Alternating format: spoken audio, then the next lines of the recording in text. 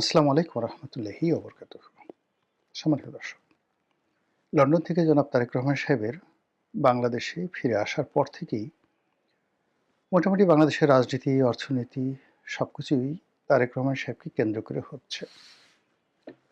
অর্থনীতির একটি অংশ বা রাজনীতির একটি অংশ মাঝে মধ্যে তারেক রহমান সাহেবকে বাদ দিয়ে আবার জামাতের দিকে যাওয়ার চেষ্টা করছে বটে, কিন্তু মূল স্রোতটি সেই মূল স্রোতটি এখনো পর্যন্ত তারেক রহমান সাহেবের দিকে আছে। এই ভিডিওটি যেদিন করছি অর্থাৎ ২০২৬ সালের ফেব্রুয়ারি মাসের ৪ তারিখ সন্ধ্যাবেলায়, সেই দিন পর্যন্ত সারা বাংলাদেশ মোটামুটি তারেক জ্বরে আক্রান্ত। বিএনপির যারা লোকজন রয়েছেন তাদের সবার একেবারে বদ্ধমূল ধারণা তাদের নেতাই হচ্ছেন পরবর্তী প্রধানমন্ত্রী। যারা বাইরের লোক, যারা তারেক রহমান সাহেবকে পছন্দ করেন না, তাদের ভীষণ রকম খারাপ লাগছে। অনেকে কান্নাকাটি শুরু করেছেন, এটা কেমন হলো? এই লোককে দীর্ঘদিন ধরে এত গালাগাল করলাম, যার শিক্ষা নিয়ে, দীক্ষা নিয়ে, পরিবার নিয়ে, ব্যক্তিগত জীবন নিয়ে কি সব কথাবার্তা বললাম।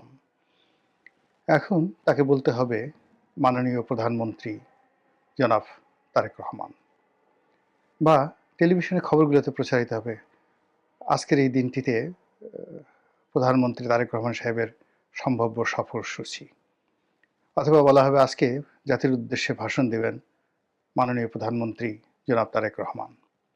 তিনি যখন সংসদে থাকবেন, সংসদ সদস্যরা বলবেন মাননীয় প্রধানমন্ত্রী জনাব তারেক রহমান বা মাননীয় সংসদ নেতা জনাব তারেক রহমান সাহেব আপনি কিছু বলুন, স্পিকার বলবেন। তো এই জিনিসগুলো যারা তারেক রহমান সাহেবকে পছন্দ করেন নাই ইতিপূর্বে, বিশেষ করে আওয়ামী লীগের যারা লোকজন, কট্টরপন্থী লোকজন যারা তারেক রহমান সাহেবকে তুই তুকারি বলে কথাবার্তা বলতেন, এটি তাদের জন্য বিশ্বাস করেন। মানে যে কোনো মানুষকে পৃথিবীর সবচেয়ে নিকৃষ্ট একটি খাবার, পচা খাবার তার সামনে দিয়ে যদি বলা হয় না খাবার না, যে কোনো একটি পচা দুর্গন্ধযুক্ত পদার্থ আপনারা অনুমান করে নেন, সেগুলো যদি বলা হয় যে তুমি এটা চামিচ দিয়ে, কাঁঠা চামিচ দিয়ে ধীরে ধীরে ধীরে ধীরে খাবে, এবং প্রথমে কয়েক চামচ খাবে, তারপরে সেটা নাকে মুখে চোখে মাখবে, তারপরে সেটার সঙ্গে প্রয়োজন মনে করলে কিছুটা লবণ, কিছুটা লেবু, কিছুটা পেঁয়াজ মরিচ মাখিয়ে তুমি পেস্ট করে নিতে পারো, এটা তোমার ইচ্ছা। তখন ওই মানুষটার জন্য যে একটা অবস্থা তৈরি হবে, আওয়ামী লীগের লোকজন যারা তারেক রহমান সাহেবকে অপছন্দ করেন, তাদের জন্য এই প্রধানমন্ত্রী তারেক রহমান এই কথাটা শোনার সঙ্গে সঙ্গে ওইরকম একটা অবস্থা তৈরি হয়ে গেছে। এই গেল এটা। ২ নম্বর হলো যে বর্তমান আওয়ামী লীগের অবর্তমানে রাজনীতিতে যারা বিএনপির প্রতিপক্ষ, তাদের মধ্যে এখন তারেক বিদ্বেষ মারাত্মক আকার ধারণ করেছে। আওয়ামী লীগের চাইতেও তারা এখন তারেক রহমান সাহেবকে বেশি অপছন্দ করেন। প্রধানমন্ত্রী তারেক রহমান এই কথাটা স্মরণ করতেই তাদের মাথায় একটা চক্কর দেয়, চোখ দুটো ঘুরতে থাকে, পেটের মধ্যে গুড়গুড়ানি শুরু হয়ে যায়, বিশ্রী এরকম আওয়াজ শুরু হয়ে যায় পেটের মধ্যে থেকে, পুটপুট ফুটফুট ভুটভুট শুরু হয়ে যায়। এবং সেটা যে কি পরিমাণ নিকৃষ্ট সেটি তাদের সাম্প্রতিক সময়ের কথাবার্তায় আপনারা সেটা বুঝতে পেরেছেন। এই গেল অবস্থা। দেশে যারা রাজনীতিবিদদের বাইরে রাজনৈতিক বিশ্লেষক রয়েছেন, জ্ঞানীগুণী পণ্ডিত, মানে এরা সবসময় করে কি, স্রোতের অনুকূলে বা হাওয়ার অনুকূলে তারা পাল তুলে দেয়, নৌকা ছেড়ে দেয়। এখন সারা দেশ জাতি তারেক বন্দনায় লিপ্ত। জ্ঞানীরা কবিতা লিখছেন, গুণীরা সেই বিভিন্ন কর্মকাণ্ড করছেন তারেক ভজনে, কবিরা কবিতা রচনার পাশাপাশি দার্শনিকরা বিভিন্ন দার্শনিক সূত্র তৈরি করে ফেলছেন, কি করিলে কি হয়। সবাই অবাক বিষয়ে তারেক রহমান সাহেবের দিকে তাকিয়ে আছেন, মানুষের চেহারা তো সুন্দর হয় কি করে। আল্লাহ এই সাক্ষাৎ ফেরেশতা আমাদের মধ্যে পাঠিয়েছেন, আমরা যে কত জন্মের সৌভাগ্যবান। এরকম কবিতা রচনা করে বহু মানুষ তাবিজ বানিয়ে গলায়, মাজায়, কোমরে তারা ওই তাবিজ পরিধান করে ঘুরে বেড়াচ্ছে, যেন বিএনপির যারা লোকজন রয়েছে তারা তাদেরকে সম্মান করে, সমীহ করে। তারেক রহমান সাহেবকে নিয়ে সুন্দর সুন্দর কবিতা রচনা করা হচ্ছে, তার চেহারা মোবারক, তার পোশাক, তার জুতা মোবারক, জুতা মুবারকের তলা। একজন তো বলেই ফেলল যে তারেক রহমান সাহেবের একটা বিড়াল আছে নাম জেবু। এক নেতা, বেশ বড় নেতা। তো তিনি বললেন যে যারা তারেক রহমান সাহেব তো দূরের কথা, জেবুর একটা পায়ের যোগ্যতা যাদের নেই, বিড়ালের একটা পায়ের যোগ্যতা যাদের নেই, কত বড় দুঃসাহস তারা তারেক রহমান সাহেবকে সমালোচনা করে। এত বড় সাহস। লোকজন বলতেছে হ্যাঁ হ্যাঁ হ্যাঁ, ঠিক ঠিক ঠিক, এর চেয়ে তার উত্তম প্রশংসা হতে পারে না। তো এই যে তারেক বন্দনা, সেই তারেক বন্দনার যে জোয়ার চলছে, সেখানে শিল্পী, সাহিত্যিক, গায়ক, গায়িকা, নায়িকা কেউ বাদ নেই। কোমর দুলিয়ে দুলিয়ে নাচছে, গলা ঝুলিয়ে ঝুলিয়ে গাইছে, বাবরি চুল দুলিয়ে দুলিয়ে তারা সেই মঞ্চ কাঁপাচ্ছে। এরকম একটা তারেক জোয়ার শুরু হয়েছে। তো আমরা যারা সাধারণ মানুষ, কখনোই ক্ষমতার সঙ্গে আসলে আমাদের সুসম্পর্ক হয়নি। আমার অন্তত কোনোদিন হয়নি। আমার সেই শৈশব থেকে বহু মানুষের সঙ্গে সখ্যতা ছিল। কিন্তু যখনই দেখা গেল যে মানুষটি বড় কোনো সরকারি পদ পদবি পেয়েছে, তার পরের দিন থেকে আমি তার থেকে দূরে চলে এসেছি। এটা কেন হয় আমি এটা বলতে পারি না। সব ক্ষেত্রে মানে এখন ধরুন রাজনীতি করি, রাজনীতির আগে তো বহু বছর ভালো ভালো জায়গাতে ছিলাম। গ্রামে ছিলাম, শহরে ছিলাম, দেশে ছিলাম, বিদেশে ছিলাম।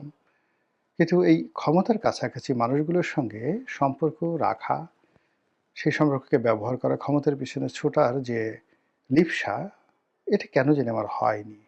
হয়তো সেই যোগ্যতাই নেই। তো আমরা এই তারেক রহমান সাহেবের যখন দুঃসময় ছিল, তখন বলার চেষ্টা করেছিলাম যে তারেক রহমান সাহেব দেশে আসছেন না, আসবেন না, ইত্যাদি ইত্যাদি। তখন বলছিলাম যে না, তিনি আসবেন এবং তিনি আসলে যমুনার যে কর্তৃত্ব, ডক্টর মোহাম্মদ ইউনূসের কর্তৃত্ব থাকবে না। যমুনার সামনে লোকজন যাবে না। এ কথা বলেছিলাম। আবার তারেক রহমান সাহেব যখন বাংলাদেশে এলেন, সারা বাংলাদেশ যখন তাকে নিয়ে লাফাচ্ছে, তারেক ছাড়া আর কোথাও কিছু নাই। ঠিক সেই দিন আমি বললাম যে বাঙালির এই আবেগ ৪৮ ঘন্টা থাকবে না। ৪৮ ঘন্টার পর আপনি দেখবেন তারেক রহমান সাহেবের বাসা বা অফিসের সামনে এই ভিড় নেই। এখন গিয়ে দেখেন সেই ভিড় আছে কিনা। যা হোক, যারা সমালোচনাকারী, বিশ্লেষক, তাদের বক্তব্য হলো তারেক রহমান সাহেব মূলত বাংলাদেশে পা দিয়েছেন প্রধানমন্ত্রী হিসেবেই। এর কারণ হলো যে তিনি বিদেশে থেকে যে এলেন, দেশের একটা বিশেষ প্রয়োজনে, যখন ওসমান হাদির ঘটনাটা ঘটল, ঠিক ওই সময়টিতে দেশ একটা টারমাইল অবস্থাতে চলে যাচ্ছিল এবং দেশের যারা রাজনীতিক নেতৃবৃন্দ ছিলেন, বিশেষ করে জামাতের নেতৃত্বে যে সকল ইসলামপন্থী দল ছিলেন, তারা একটা বিকল্প বিপ্লবের কথা চিন্তা করছিল। ওসমান হাদির জানাজা যেদিন হবে সেই দিনই এরকম একটা বিকল্প কিছু হতে পারে, এরকম আশঙ্কা সবাই করেছিল। এটা যে জামাত করেছে বা করবে, নট লাইক দ্যাট। কিন্তু তাদের পক্ষে যে সকল ইউটিউবার রয়েছেন, দেশের বাইরে যে সকল কন্টেন্ট ক্রিয়েটার রয়েছেন, তারা এরকম একটা ন্যারেটিভ তৈরি করেছিল যে যেদিন ওসমান হাদির জানাজা হবে সংসদ ভবনে, সেদিন কিছু একটা ঘটবে। এগুলো এক। কিন্তু ডেইলি স্টার এবং প্রথম আলোতে আক্রমণের মাধ্যমে পুরো পাবলিক সেন্টিমেন্ট এবং গ্লোবাল যে অ্যাটেনশন, এটি মূলত সেই যারা বিপ্লবী ছিলেন, যারা উসমান হাদির হত্যাকাণ্ডের বেনিফিশিয়ারি হওয়ার চেষ্টা করেছিলেন, তাদের বিরুদ্ধে চলে যায়, মবকারীদের বিরুদ্ধে চলে যায়। ঠিক ওই সুযোগটিতেই জনাব তারেক রহমান সাহেব বাংলাদেশে আসার ঘোষণা দেন। সবাই খুব আশ্চর্য হয় যে উনি এই সময়টাতে এটা বললেন কেন বা করলেন কেন। যদি তিনি নিজের ইচ্ছায় সেটা করে থাকেন, অবশ্যই সেটা ভালো। এর কারণ হলো নেতা সবসময় ক্রাইসিস মোমেন্টে সাড়া দেন। নরমালি অন্য সময় দেন না। যে যত বড় নেতা, সে তত বড় বিপদের সময় নিজেকে সমর্পণ করেন। তো সেই অর্থে তারেক রহমান সাহেব তার স্ত্রী, তার কন্যা, পরিবারের প্রিয়জনদেরকে নিয়ে লন্ডনের পার্ট গুছিয়ে তিনি যে বাংলাদেশে এসেছেন, এটা যেন তেন সাহসের বিষয় নয়। নিঃসন্দেহে এটা অনেক অনেক বড় সাহসের বিষয়। এমনকি শেখ হাসিনার জমানার চাইতেও এটি বেশি সাহসের বিষয়। শেখ হাসিনার জমানাতে যে স্ট্রাকচার ছিল, রাষ্ট্রের কারাগার থেকে শুরু করে অনেকগুলো রাষ্ট্রীয় প্রতিষ্ঠান নিরাপদ ছিল। অ্যাটলিস্ট কোর্ট কাছারিতে মানে বিচারকের এজলাসের মধ্যে ঢুকে কেউ আপনাকে মারধর করতে পারত না। তো এরকম একটি অবস্থা যখন বাংলাদেশে চলছে, যখন কেউ কোনো জায়গাতেই নিরাপদ নন। অফিসে, আদালতে, বাড়ি, ঘরে, ব্যবসা প্রতিষ্ঠানে কোথাও কেউ নিরাপদ নন। ঠিক সেই সময়টাতে নিজের প্রিয় স্ত্রী এবং কন্যাকে নিয়ে তিনি বাংলাদেশে এসেছেন রাজনীতির জন্য। আমি প্রথমত এটাকে খুব সাধারণ বিষয় মনে করি না। ভীষণ রকম ঝুঁকি। এখন এই ঝুঁকি যে তিনি নিয়েছেন, দুটো বিষয় থাকতে পারে যে তাকে শতভাগ নিশ্চয়তা দেওয়া হয়েছে দেশ থেকে বিদেশ থেকে সর্বমহল থেকে যারা কর্তৃপক্ষ, যে আপনি আসুন, রাষ্ট্র পরিপূর্ণভাবে আপনার সঙ্গে আছে, এই একটা। আর দ্বিতীয়ত হলো যে সবার সঙ্গে তার একটা জাস্ট শুভেচ্ছা বিনিময় কথাবার্তা যেটা ফর্মাল হয় সেটা হয়েছে। আর ঝুঁকিটা মূলত তিনি নিয়েছেন। হোয়াট এভার মেবি, আমি দুটোই বললাম, আপনারা বুঝে নেবেন। আর যারা বিএনপির যারা লোকজন আছেন তারা সিদ্ধান্ত নেবেন। দ্বিতীয় যে বিষয়টি, তিনি বাংলাদেশে আসার পরদিন থেকেই, মানে আসছেন সেই দিন থেকেই, মানে যেদিন লোকজন এয়ারপোর্টে গেল, সবাই বলার চেষ্টা করলো যে তিনি দেশের প্রধানমন্ত্রী। প্রথমে বলা হলো ভবিষ্যৎ প্রধানমন্ত্রী, কিন্তু তাকে যেভাবে রাষ্ট্রীয় প্রোটোকল দেওয়া হলো এবং এখন পর্যন্ত দেওয়া হচ্ছে, তাতে তাকে ভবিষ্যৎ প্রধানমন্ত্রী নয়, বর্তমান প্রধানমন্ত্রী হিসেবে ট্রিট করা হচ্ছে। যে কায়দায় তিনি পাসপোর্ট পেলেন, যে কায়দায় ভোটার আইডি পেলেন, যে কায়দায় তিনি সারা বাংলাদেশ ঘুরে বেড়াচ্ছেন এবং তাকে নিয়ে যেভাবে মাতোয়ারা সারা দেশ, তো সেইভাবে অতীতে কোনো প্রধানমন্ত্রীকে নিয়ে এরকমভাবে মাতোয়ারা হতে আমরা দেখিনি। এবং একই সঙ্গে সকল পক্ষ, তার যারা প্রতিপক্ষ তারাও তাকে ভয় পাচ্ছে, তার যারা কাছের লোক তারাও তাকে প্রচণ্ডভাবে সমীহ করছে। এবং শহীদ প্রেসিডেন্ট জিয়াউর রহমান বা বেগম জিয়া, দলের উপর তার একটা কর্তৃত্ব ছিল, কিন্তু তারেক রহমান সাহেব যেভাবে মঞ্চ কাঁপাচ্ছেন, যেভাবে সমস্ত লোক মঞ্চে তিনি কোনো রকম ভনিতা না করে অনাড়ম্বর ভাবে সাধারণ একটা চেয়ারে ইন না করে কেটস পরে যেভাবে দাঁড়াচ্ছেন, কিন্তু ওটার যে তেজ, যেটার যে অমিত বিক্রম, সেই অমিত বিক্রমে বড় বড় বাঘা যারা নেতা রয়েছেন, আমি কারো নাম বলবো না, থর থর থর থর করে কাঁপছেন। সামনে কেউ আসতে সাহস পাচ্ছেন না, সেই সারিতে কেউ আসতে সাহস পাচ্ছেন না, পেছনের সারিতে তারা মানে কাচুমাচু কাচুমাচু করে আসছেন। তিনি যেভাবে নির্দেশ দিয়েছেন, তুমি 2 মিনিট দেবে, আপনি 3 মিনিট দেবেন, আপনি 2.5 মিনিট দেবেন, আপনি বক্তব্য দেবেন না, শেষ, কেউ কোনো কথা বলতে পারবেন না। তো এই অর্থে শেখ হাসিনার যে ক্ষমতা, কোনো ক্ষমতাই ছিল না। নিজের একটা জাস্ট উদাহরণ দেই, মানে গণতন্ত্র যখন ছিল তখন আমাদের ক্ষমতা কেমন ছিল। আমার এলাকাতে সেই একটা বড় জনসভা হলো, মঞ্চে আমি, প্রধানমন্ত্রী শেখ হাসিনা, আসম ফিরোজ, তারপর আমির হোসেন আমু, বাহাউদ্দিন নাসিম সাহেবও সেখানে গেছেন। তো প্রায় 1 লাখ লোক সেখানে উপস্থিত। এখন তখনই আমি আসলে আওয়ামী লীগের মাইনাসের খাতায় মানে যাই যাই করে অবস্থা। অনেক শীর্ষ নেতৃবৃন্দ যারা ছিলেন তারা আমার ব্যাপারে ভীষণ রকম বিরক্ত ছিলেন যে এই ছেলেটা একটা বেয়াদব, বিশ্ব বেয়াদব। এবং তারা শেখ হাসিনার কান ভারী করতে করতে এমন অবস্থা করে ফেলেছিলেন যে শেষের দিকে হয়তো উনি মনে করতেন যে আসলে আমাকে যে সিলেকশন করাটা তার একটা ভুল হয়েছে। তো যাই হোক, উনি আমার এলাকাতে গেছেন, প্রধানমন্ত্রী গেছেন, অনুষ্ঠানের সমস্ত আয়োজন আমি করেছি।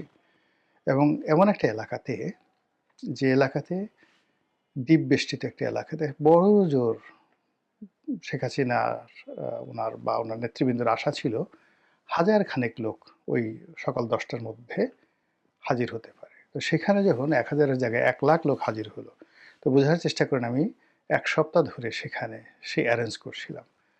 তো যখন এই একটা অনুষ্ঠানে সব মানুষ উপস্থিত এবং সেখানে মূলত আমার যে অবস্থা ছিল, আমার বক্তব্য শোনার জন্য মানুষ আগ্রহী। তো এমন সময় বাহাউদ্দিন নাসিম সাহেব এসে বললেন যে, এমপি সাহেব, প্রধানমন্ত্রী বলেছেন বা প্রধানমন্ত্রী বক্তব্য দিবে মতিয়া চৌধুরী, মানে মতিয়া আপা দিবে, আর বিএডিসির চেয়ারম্যান সাহেব উনি বক্তব্য দিবেন, আপনার দেওয়ার দরকার নেই। পাশে প্রধানমন্ত্রী বসা। তা আমি গিয়ে বাহাউদ্দিন নাসিম সাহেবকে বললাম, হু আর ইউ, আপনি কে? একটু নড়াচড়া করবেন না, সে একদম আপনার চেয়ারে বসে থাকেন। এখন প্রধানমন্ত্রী হা করে তাকিয়ে আছেন। আসম ফিরোজ আমাকে চেপে ধরেছেন যে বাঘের বাচ্চা, এভাবে বলা উচিত। তো বাহাউদ্দিন নাসিম তো সঙ্গতের কারণেই প্রধানমন্ত্রীর আত্মীয় হন বলে তার একটা ধরেন ঔদ্ধত্য থাকে। তো তিনি বললেন যে, জোরে জোরে বললেন প্রধানমন্ত্রীকে শুনিয়ে, আপনি এভাবে কথা বলছেন কেন? এবং বাহাউদ্দিন নাসিম, আমি শুনেছি সত্য কিন্তু জানি না, পরবর্তীতে যখন আসম ফিরোজ চিফ হুইপ হয়েছিলেন, তখন নাকি ফিরোজ সাহেবের গায়ে হাত দিয়েছিলেন পার্লামেন্টে বসে। তো চিন্তা করেন, আমি বলছি যে তার পাওয়ারটা ওই পর্যায়ে ছিল। তো আমি বললাম যে, নাসিম সাহেব, সোজা চেয়ারে গিয়ে বসেন। আপনি যত সহজে আসছেন, তত সহজে এখান থেকে আপনি যেতে পারবেন না। হেলিকপ্টারে উঠতে পারবেন না। প্রধানমন্ত্রীর সামনে বলে দিলাম। উঠতেই পারবেন না হেলিকপ্টারে। যান, বসে থাকেন। এরপরে বক্তব্য দিলাম, অনুষ্ঠান শেষ হলো এবং অনুষ্ঠান শেষ হওয়ার পর তাকাই দেখি যে সবার আগে হেলিকপ্টারে উঠে গেছে বাহাউদ্দিন নাসিম। তো ডেমোক্রেসি যেখানে থাকে, সেখানে যেকোনো মানুষেরই স্টেক হোল্ডার, তার এই ধরনের ক্ষমতা থাকে। এখন আওয়ামী লীগে আমার পরবর্তীতে হয়নি, কিন্তু যতদিন আমি আওয়ামী লীগে ছিলাম ততদিন ঠিক এই ধরনের ক্ষমতা নিয়েছিলাম। পার্লামেন্টারি কমিটিতে, আপনার কাছে গল্পের মতো মনে হবে, মানে সংসদীয় কমিটির বৈঠকে, তারপর সংসদীয় সভা, প্রধানমন্ত্রীর সভাপতিতে যেটি হয় সংসদীয় সভা, সেখানে, এরপরে পার্লামেন্টে, পার্লামেন্টের লবিতে, প্রত্যেকটা জায়গাতেই গণতন্ত্রের স্পষ্ট সিল সাপ্পর মেরে আসার সুযোগ হয়েছিল। কিন্তু এখন সেটা নয়। এখন যে অবস্থা চলছে, সে অবস্থাতে এখানে তারেক ঝড়, তারেক জ্বর, এখানে জনাব তারেক রহমান সাহেবের বিড়াল নিয়ে একটা টু শব্দ করার ক্ষমতাও বিএনপির কোন নেতার আছে আমার কাছে মনে হয় না। তো যেটা বললাম যে তিনি এখন বর্তমান প্রধানমন্ত্রীর মতো করে সারা দেশ চষে বেড়াচ্ছেন, এবং এই যে তিনি যে প্রধানমন্ত্রী, এটাকে প্রচার করার জন্য, শো আপ করার জন্য একটার পর একটা সভা হচ্ছে, সেমিনার হচ্ছে, তারপর ব্যবসায়ীরা আসছে, রাষ্ট্রদূতরা আসছে, টেলিভিশন মিডিয়ারা যাচ্ছে, বিভিন্ন রকম কথাবার্তা, মানে অ্যাজ ইট ইজ প্রধানমন্ত্রী তারেক রহমান সাহেব। তা আমি এগুলো নিয়ে, মানে এর মধ্যে আবার নিউ ইয়র্ক টাইমসে তার একটা বক্তব্য, নিউ ইয়র্ক টাইমসে না, ইন্টারন্যাশনাল টাইম ম্যাগাজিনে তার একটি সাক্ষাৎকার ছাপা হলো। তো ভালো, সাক্ষাৎকার অনেক ভালো দিকে বলা হয়েছে, তার সঙ্গে সঙ্গে তার যত রকম বদনাম আছে সেই জিনিসগুলো টু দি পয়েন্ট ইন্টারন্যাশনালি বলে দেওয়া হয়েছে। তো সেটার আমি মৃদু সমালোচনা করেছি, অসুবিধা নেই। কিন্তু আজকে যেটা আমি বলবো সেটা হলো, যেটা আমি আশঙ্কা করেছিলাম বা আশা করেছিলাম, যে ইকোনমিস্টের মতো পত্রিকা যদি তারেক রহমান সাহেবকে নিয়ে কোনো প্রতিবেদন তৈরি করে, তাহলে সেটা তার জন্য সবচেয়ে বড় পাওনা হবে, এবং সেটা কী হবে এটা নিয়ে আমি একটা টেনশনে ছিলাম। তো দেখলাম যে ইকোনমিস্টও তাকে নিয়ে একটি প্রতিবেদন করেছে, এবং সেই প্রতিবেদনে তারা বলেছেন যে প্রধানমন্ত্রী হওয়ার যে দৌড়, সেই দৌড়ে তারেক রহমান সাহেব এগিয়ে আছেন। আমি মনে করি এটি তার জন্য একটা বিরাট ইতিবাচক দিক। New York Times, the guardian বা ওয়াশিংটন পোস্ট, এই পত্রিকাগুলো প্রায় বায়াসড। তারা একটা বিশেষ দলের, গোত্রের, সরকারের, রাষ্ট্রের তারা পারপাস সার্ভ করে। কিন্তু ইকোনমিক্সড একটা ইকোনমিক ফোরকাস্টের সাথে সাথে সত্যিকার অর্থে একটা দেশের রাজনীতিটা কিভাবে, যাকে বলা হয় ডিজাইন হয়, কিভাবে আগায়, এটার একটা নিরপেক্ষ যদি আপনি প্রতিবেদন পেতে চান, তাহলে আপনাকে ইকোনমিস্ট পত্রিকার প্রতিবেদনের উপর নির্ভর করতে হবে। তো সেই পত্রিকায় যখন তাকে প্রধানমন্ত্রী হওয়ার দৌড়ে এগিয়ে আছেন বলা হয়েছে, তাহলে আমরা যে এতকাল তাকে প্রধানমন্ত্রী প্রধানমন্ত্রী বলে যে সকল সার্টিফিকেট দিয়েছি, সেটার একটা আন্তর্জাতিক স্বীকৃতি হয়ে গেল। ইকোনমিস্ট যেহেতু বলেছে, দেখা যাক আগামীর প্রধানমন্ত্রী জনাব তারেক রহমান সাহেব কবে সেই পদে কিভাবে অভিষিক্ত হন। মহান আল্লাহ আমাদের সবাইকে হেদায়েত দান করুন এবং হেফাজত করুন। আসসালামু আলাইকুম ওয়া রাহমাতুল্লাহি ওয়া বারাকাতুহু।